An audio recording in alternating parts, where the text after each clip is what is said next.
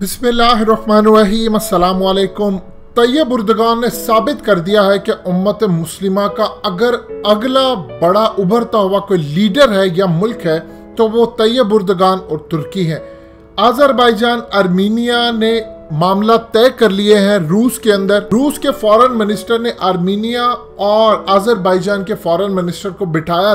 10 घंटे लंबी बातचीत हुई, मुज़ाकरात हुए और फाइनली आर्मीनिया अजरबैजान ने फैसला कर लिया है कि वो जंग बंदी करने जा रहे हैं और दोनों अब बैठकर बातचीत करेंगे।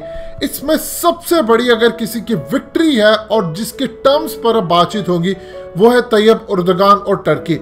देखिए सूरत हाल क्या है, जो हकीकत टीवी अब आपको बताने जा रहा, आपको अंदाजा होगा कि मुस्तकबिल के अंदर देखिए तैयब उर्दगान ने टेस्ट कर लिया है कि मुस्तकबिल में अब कौन उसके साथ खड़ा है। उसने वाटर पूरी तरह टेस्ट कर लिया है। अब आप ये देखें कि खिलाफत उस्मानी की बहाली के लिए उसको अंदाजा हो चला क्या है। अब इंटरनेशनल इस वक्त बहुत सारे मीडिया ऑब्जर्वर उन्होंने कहा है कि तैयब उर्दगान ने बैक एंड पर हिकमत यार से गुफ्तगू करना शुरू कर दी थी। गुलबदीन हिकमत यार जो अफगानिस्तान के अंदर लड़ चुके, और कहा था कि अगर हालात खराब होते हैं, ये जंग अगले लेवल पर जाती है तो वो अपने लड़ने वाले अफगानिस्तान से अजरबैजान भेजेंगे। लेकिन अभी तक तुर्की की जानिब से ऑफिशियली इस बारे में कुछ नहीं कहा गया। अब आप ये देखें कि मामला क्या है। रूस को इस वक्त सबसे ज्यादा किसी चीज से अगर खतरा दुनिया में कहीं है तो उनको पता है कि सोवियत यूनियन तोड़ने के बाद आज आप देख लें कितने साल हो चुके हैं, और ये दो जो ममालिक हैं अजरबैजान और आर्मीनिया, ये सोवियत यूनियन जो पाकिस्तान ने मिलकर तोड़े थे उन्हीं में से दो निकले। अब उस सूरत हाल में पाकिस्तान टर्की के साथ खड़ा हो गया। पाकिस्तान ने फौरी तौर पर कह दिया कि वो अजरबैजान के साथ है। अब रूस को उसके इंटेलिजेंस चीफ को जो रिपोर्ट मिली वो उस वक्त वो कह रहे थे कि सबसे ज्यादा हमें खदशा ये है कि टर्की की एक आवाज के ऊपर पूरी दुनिया के अंदर से जो इस्लामिक लड़ने वाले हैं मुसलमान लोग हैं, अगर टर्की ने एक आवाज दे दी तो ये सारे कूद पड़ेंगे, और खाली आर्मीनिया के खिलाफ नहीं कूदेंगे बल्कि वो रूस में भी दाखिल हो जाएंगे। और अगर रूस में वो दाखिल हो गए तो पहले ही हम सोवियत यूनियन तोड़वा चुके हैं मुसलमानों के हाथों, अफगान तालिबान के हाथों और पाकिस्तान के हाथों। अगर ऐसी सूरत हाल होती है तो रूस इसको बर्दाश्त नहीं कर पाएगा, क्योंकि रूस के अंदर भी कई करोड़ मुसलमान हैं अब बहुत सारे जो कि इस इंतजार में बैठे हैं कि अगर कोई ऐसा मसला होता तो वो रूस पर चढ़ाई कर दे। रूस को सबसे बड़ा खदशा ये था, जिसके बाद रूस ने काम ये सबसे पहला किया कि उसने आर्मीनिया की बैक करना बंद कर दी। आर्मीनिया ने जब देख लिया कि अमेरिका को कॉल की, अमेरिका अपने इलेक्शन में बिजी, किसी ने साथ ना दिया, यूरोपीय यूनियन ने उसका साथ नहीं दिया, किसी ने भी साथ नहीं दिया, तो मॉस्को ने जब उनको बुलाया, यानी जो फॉरेन मिनिस्टर्स की मीटिंग हुई उसके अंदर बुलाकर उनको कहा कि आप बैठे मामला हल करें। आर्मीनिया को समझ आ गई कि मेरे लेवल पर अब रूस साथ देने को तैयार नहीं है, क्योंकि रूस को पता है अगर टर्की ने एक आवाज दे दी तो पाकिस्तान समेत दुनिया भर से लड़ने वाले अगर पहुंच गए वहां पर तो ये मामला खराब हो जाएगा। ईरान ने स्टार्ट के अंदर देखिए क्या काम किया। ईरान पहले न्यूट्रल रहना चाहा, फिर ईरान ने आर्मीनिया की तरफ झुकाव किया। लेकिन अगर ऐसी सूरत हाल होती तो पूरी दुनिया में कहा जाता कि जो मसलक ईरान का वो अजरबैजान वालों का भी है और वो ईसाइयों का साथ देकर अपने ही मुसलमानों के खिलाफ लड़े। इससे सबसे बड़ी बगावत जो शुरू हो चुकी थी वो ईरान के अंदर हुई थी। 2 करोड़ लोग बगावत के लिए तैयार थे। तो ये कुल मिलाकर सबसे बड़ी अगर इस वक्त किसी की जीत हुई है तो वो तैयब उर्दगान की हुई है। अब जो आगे मुज़ाकरात होंगे वो तैयब उर्दगान की मर्जी के मुताबिक होंगे। जो भी इनके साथ मामला है, अगर वो पुरानी जो एरिया है जिस पर असल में काराबाग का इशू है, अजरबैजान कहता है वो मेरा इलाका, यूनाइटेड नेशन ने भी कह दिया। अब तैयब उर्दगान ने चूंकि इस लड़ाई में पीछे नहीं हटे, सबसे ज्यादा अगर किरदार इस लड़ाई के अंदर अदा हुआ है तो तुर्की के ड्रोन्स ने किया है। उन्होंने कमाल काम किया, आर्मीनिया के टैंक्स उड़ा दिए हैं। उनके इतने ज्यादा विलेजेस जो थे जो आर्मीनिया ने कब्जा किया था वो इन्होंने वापस ले लिए।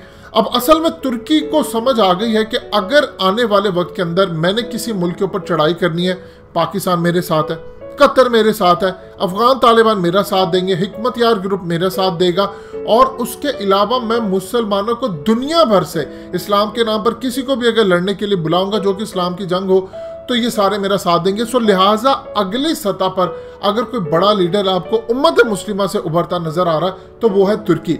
अब देखिए इसका सबसे बड़ा पाकिस्तान को बेनिफिट क्या हो सकता है कि पाकिस्तान यही मॉडल अगर कश्मीर में अप्लाई कर देता है तो आप सोच भी नहीं सकते कि दुनिया के अंदर जो बड़ी विक्ट्री कहलाई जाएगी वो पाकिस्तान की होगी। देखिए, रूस कोई छोटा मुल्क नहीं है, ये ज़हन में रखिएगा, उसकी ताकत कोई छोटी नहीं है।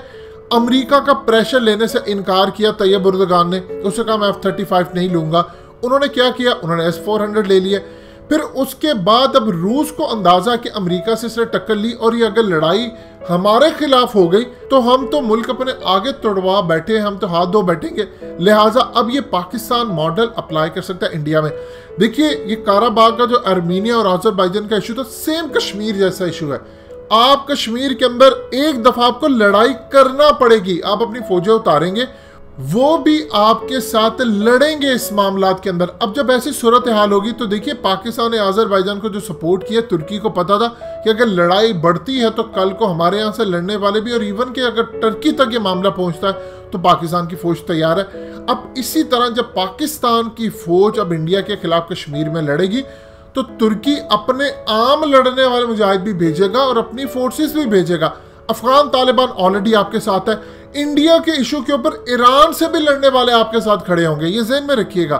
इस तमाम सूरत हाल के अंदर इवन के अफगान तालिबान और ईरान का अगर आप देख लें तो मसले की इख्तलाफ है, लेकिन दोनों एक तरफ इस वक्त खड़े हैं, दोनों एक खड़े हैं मामले के ऊपर, इंडिया के खिलाफ हो, अमेरिका के खिलाफ हो या किसी और ममालिक के खिलाफ हो। और दूसरा सबसे बड़ी बात यह है, इस्लाम के नाम के ऊपर आप सबसे प्यारी कुव्वत क्या होती है मुसलमानों की, कि आप अल्लाह के नाम के ऊपर अल्लाह की राह में लड़ने के लिए एक आवाज देते हैं, लोग अपनी जानों का नजराना लेकर पहुंच जाते हैं। यही वजह है कि रूस बैकआउट कर गया था, रूस को पता चल गया ये मामला खराब हो सकता है। अब आपको टर्म्स एंड कंडीशन तैयब उर्दगान की जो देंगे उसी पर यह मामला फाइनल होता हुआ नजर आएगा। यही आप मॉडल कश्मीर के अंदर अप्लाई कर सकते हैं। लिहाजा एक बात आप अच्छी तरह समझ लें कि पाकिस्तान को अब हर सूरत कश्मीर के मामले पर एक काम करना है, हमें बेयारों मददगार नहीं छोड़ना। अब ये चाइना के साथ जो असल में इंडिया का कॉन्फ्लिक्ट है, इसी में पाकिस्तान की बका और इसी में हम अपना फायदा उठा सकते हैं। तैयब उर्दगान की सबसे बड़ी और अहम बात यह है, उनकी इकोनॉमी बेशक बहुत ज्यादा डाउन जा रही है, उनका तुर्किश लीरा गिर रहा है, लेकिन अगर आप देखेंगे कि उन्होंने अमेरिका का प्रेशर लेने से इनकार किया। अब जानते हैं चाइना के खिलाफ भी तैयब उर्दगान खड़े हो गए। चाइना एक सुपर पावर बन रही है, उन्होंने कहा कि मुसलमानों पर जुल्म हो रहा है, उसके खिलाफ भी वो खड़े हो गए, रूस के खिलाफ भी वो खड़े हो गए। लिहाजा इस सूरत हाल के अंदर तैयब उर्दगान को सिर्फ एक चीज चाहिए और वो है फाइटर्स। और उनको पता है दुनिया की सबसे बेहतरीन फाइटर्स दो जगहों पर पाए जाते हैं, एक पाकिस्तान के अंदर पाए जाते हैं और एक अफगान तालिबान है। और पाकिस्तान की फौज अल्हम्दुलिल्लाह हमने भी बड़े लेवल पर शिकस्त दी। ये कोई छोटी चीज नहीं थी जो पाकिस्तान ने इस वक्त प्रॉक्सीज को शिकस्त दी थी। ब्लैक वाटर से लेकर टीटीपी, दाइश, तमाम लोग थे जिनको आपकी फौज ने शिकस्त दी। और same as it is Afghan Taliban, उन्होंने तो एक लेवल आगे बढ़कर अमेरिका को भी शिकस्त दी, जिसको जनरल हमीद गुल की जबान में आप कह सकते हैं कि पाकिस्तान ने अमेरिका को अमेरिका की मदद से शिकस्त दी। लिहाजा इस सूरत हाल में अगर कोई बड़ा लीडर बनकर उभरा है उम्मत मुस्लिमा से, और अरब ममालिक को अब अंदाजा हो चला है कि तैयब उर्दगान के साथ लड़ना कोई आसान काम नहीं है। अमेरिका को वो आंखें दिखाता है, रूस को दिखाता है, वो चाइना को दिखाता है, वो किसी को नहीं छोड़ता। इसराइल से तो वैसे ही उसकी लड़ाई है।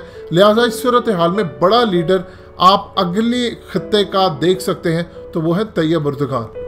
दोस्तों, हकीकत टीवी को सब्सक्राइब करना मत भूलिए, वीडियो को लाइक करें, शेयर करें और कमेंट सेक्शन में अपनी राय का इजहार जरूर करें।